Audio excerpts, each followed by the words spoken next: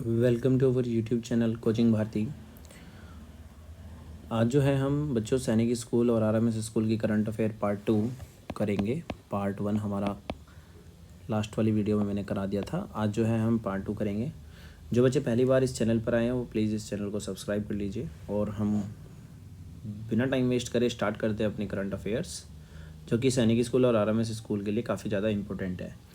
जो बच्चे क्लास 6 और 9th के लिए अपियर हो रहे हैं या फिर किसी और एंट्रेंस एग्ज़ाम के लिए अपियर, किसी भी स्कूल के लिए अपियर होना चाह रहे हैं या होने जा रहे हैं, उनके लिए करंट अफेयर्स सभी एग्ज़ाम में इम्पोर्टेंट है। ठीक है, तो आप सब लोगों ने होपफुली लास्ट वीडियो में जैसे मैंने बोला था, आप सब लोगों को एक कॉपी मेंटेन करनी है सेपरेटली करंट अफेयर्स के लिए। तो आप, मुझे उम्मीद है कि सब लोगों ने कॉपी मेंटेन कर ली होगी और स्टार्ट कर दिया होगा लर्न करना भी। तो सबसे पहले जो इसमें क्वेश्चन दिया गया है, आप सब लोगों को जो है अक्टूबर में जितने भी डेज़ है, मतलब अभी हम 10 अक्टूबर तक आ रहे हैं आज वाली करंट अफेयर में, यानी 10 अक्टूबर तक मैं आपको कराने की कोशिश करूंगा और मैंने लगभग 10 अक्टूबर तक जो भी आपके पेपर में आने वाले क्वेश्चन है वो सभी इसमें कवर किए हैं। और जो है आप इनको लर्न करने पे थोड़ा ज़्यादा ध्यान देंगे। ठीक है, तो जो 4 अक्टूबर को बनाया जाता है, 4 अक्टूबर को वर्ल्ड एनिमल डे, जैसे कि आप सब देख भी रहे होंगे, 4 अक्टूबर को वर्ल्ड एनिमल डे बनाया जाएगा, जिसकी जो थीम है, थीम 2022 में जो रखी गई है इस बार, वह है शेयर्ड प्लैनेट। ठीक है, तो आपको थीम डायरेक्टली याद रख लेना है। बाकी आपको 4 अक्टूबर को वर्ल्ड एनिमल डे बनाया जाता है, ये आपको याद रखना है। उसके बाद दूसरे नंबर पे आपको दिया गया है 7 अक्टूबर को। 7 अक्टूबर को हम वर्ल्ड कॉटन डे बनाते हैं। और थर्ड नंबर पे 8 अक्टूबर को हम इंडियन एयरफोर्स डे बनाते हैं। तो जो बच्चे सैनिक और आरएमएस के लिए जा रहे हैं उनके लिए इम्पोर्टेंट हो जाता है। उसके बाद 4 नंबर पे जो आपको दिया है 10 अक्टूबर को हम वर्ल्ड मेंटल हेल्थ डे बनाते हैं, ये भी आप लर्न कर लीजिएगा। और इसमें जो इंडियन एयरफोर्स डे है 8 अक्टूबर को, ये थोड़ा ज़्यादा ध्यान रखिए। उसके बाद डिफेंस से मैं आपको कुछ क्वेश्चंस बता रहा हूँ। तो जो लाइट कॉम्बैट हेलीकॉप्टर है जिसका नाम है प्रचंड induce into Indian air force. IAF का मतलब क्या होता है? Indian air force, I for Indian, A for air force, ऐसे इसमें आपको याद रख लेना है।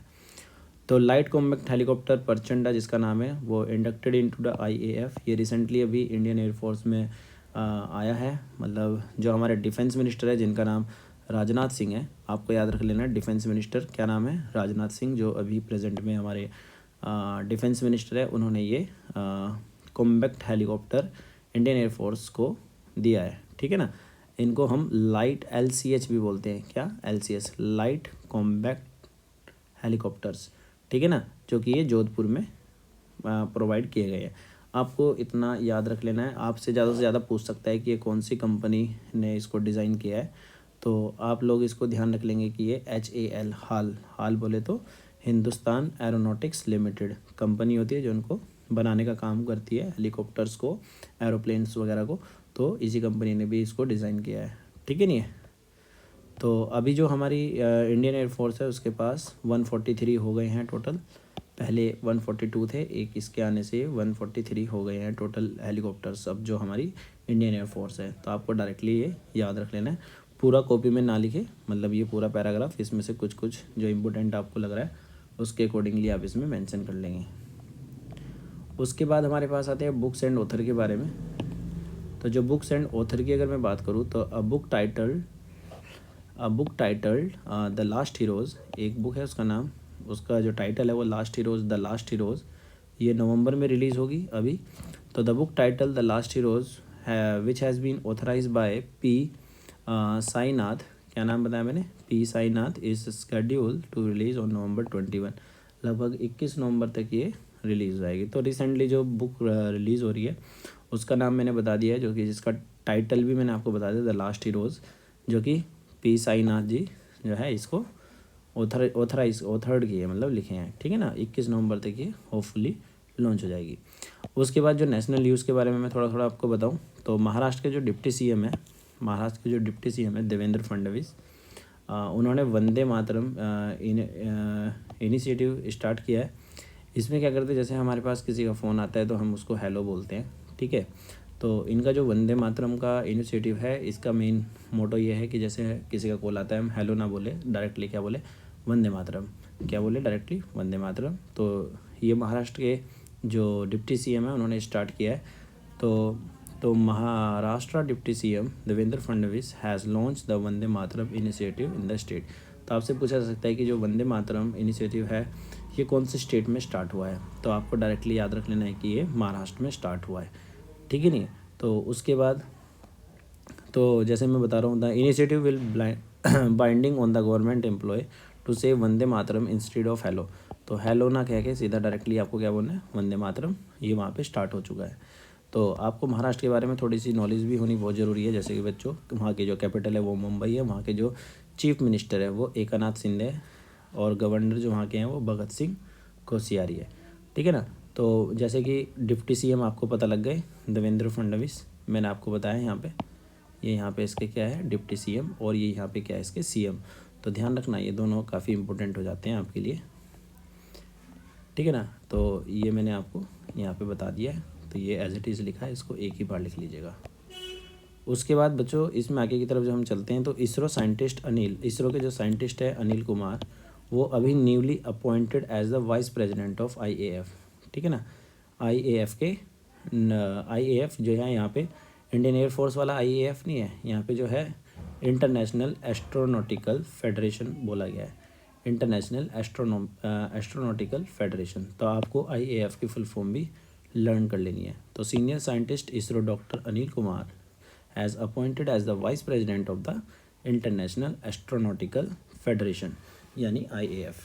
तो अनिल कुमार आपसे पूछा जा सकता है ऑप्शन में। फिर आपको मैं थोड़ी सी इंपॉर्टेंट न्यूज़ बता देता हूँ। इन्वायरमेंटल मिनिस्ट्री सेटअप्स द चीता टास्क फोर्स। जो हमारे, आपको सब लोग जानते हैं कि कुछ कूनो नेशनल पार्क जो कि है भोपाल में, यहाँ पे कुछ चीते लाए गए हैं, तो उसके लिए एक टास्क फोर्स बनाई गई है जो इनका देख रेख करेगी। तो the ministry of environment forest climate changes has constituted a task force to monitor the cheetahs in the Kuno national park that is in Madhya Pradesh. आप सब लोग जानते हैं ये वहाँ पे उनको टास्क फोर्स कराई गई है, दी गई है, मतलब फ्रॉम द इन्वायरमेंट मिनिस्ट्री। तो जो इसके बारे में आपको याद रखना है, वहाँ की जो मध्य प्रदेश है वो कैपिटल वहाँ की भोपाल है, वहाँ के जो चीफ मिनिस्टर है वो शिवपाल सिंह चौहान है, और गवर्नर इसमें लिखा हुआ है मंगू भाई सी पटेल, ठीक है ना। तो आपको इनके नाम डायरेक्टली याद कर लेने हैं। तो कूनो नेशनल पार्क आपसे पूछा जा सकता है कि कहाँ पे है, तो कूनो नेशनल पार्क मध्य प्रदेश में आपको याद रखना है। तो यहाँ से भूपेश भागेल इनोग्रेट छत्तीसगढ़ ओलंपिक, ठीक है ना। तो भूपेश भागेल जो है इन्होंने छत्तीसगढ़ ओलंपिक की शुरुआत करी है। पहली बार ऐसा हो रहा है कि किसी स्टेट में अपना पर्टिकुलर छत्तीसगढ़ होगा। तो आपसे पूछ सकते हैं कि कौन सी स्टेट इंडिया की ऐसी है जहाँ पर ओलंपिक उनका खुद ही इनिशिएटिव, उनका खुद का एक ओलंपिक स्टार्ट होगा, ठीक है ना। तो छत्तीसगढ़ में स्टार्ट हुआ है। तो आपको छत्तीसगढ़ में की बात छोटी सी याद रख लेनी है।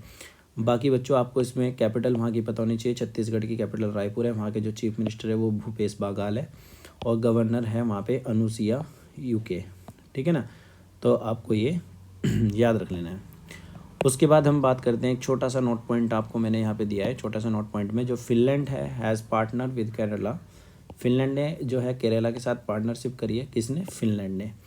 क्यों करी है भाई पार्टनरशिप, आपको ध्यान रखना है। To implement the little kites programme by the Kerala education department in their country school. तो मतलब केरला का जो एजुकेशन रेट है आप सब लोग जानते हैं बहुत अच्छा खासा है। तो फिनलैंड ने भी उनके साथ क्या करी है, एक तरीके से पार्टनरशिप करी है, ठीक है ना।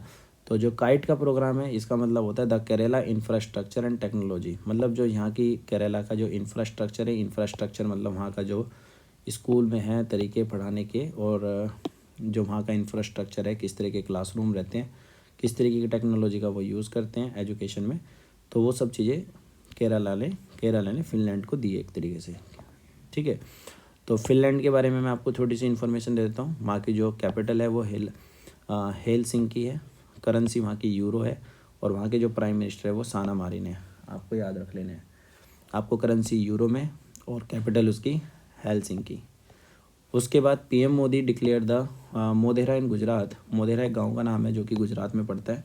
ये इंडिया का फर्स्ट 24/7 सोलर पावर्ड विलेज है। मतलब वहाँ पे जो लाइट वगैरह आती है वो पूरी की पूरी सोलर एनर्जी से आती है, ठीक है भाई। तो ये इंडिया का सबसे पहला विलेज ऐसा बन चुका है।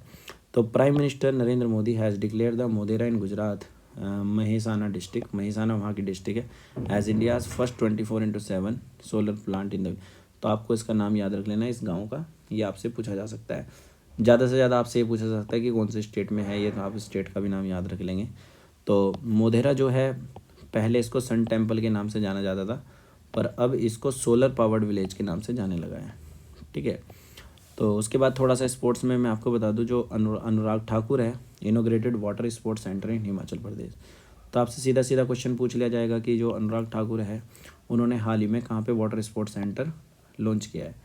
ठीक है ना, मतलब कहाँ पे उन्होंने एस्टेब्लिश किया है, तो वो हिमाचल प्रदेश है। तो union minister Anurag Thakur has inaugurated a water sports centre in Bilaspur, Bilaspur जो कि हिमाचल प्रदेश में पड़ता है।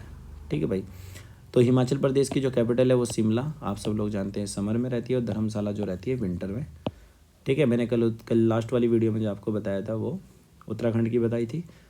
तो जिन बच्चों ने उत्तराखंड की कैपिटल पढ़ी है वो मेरे को कमेंट सेक्शन में ज़रूर बताएं कि कैपिटल उत्तराखंड की क्या है। ठीक है ना, विंटर वाली भी और समर वाली भी। चीफ मिनिस्टर जो है वो जयराम ठाकुर है वहाँ के। जो गवर्नर है वो राजेंद्र विश्वनाथ आर्लेकर वहाँ का जो है गवर्नर है। तो इस तरीके से आप इसको याद रख सकते हैं। तो बच्चों होपफुली आप सब लोगों ने ये क्वेश्चन जो है या जितने भी इनके नोट पॉइंट है और जो ये सब चीज़ें आपने नोट कर ली होगी।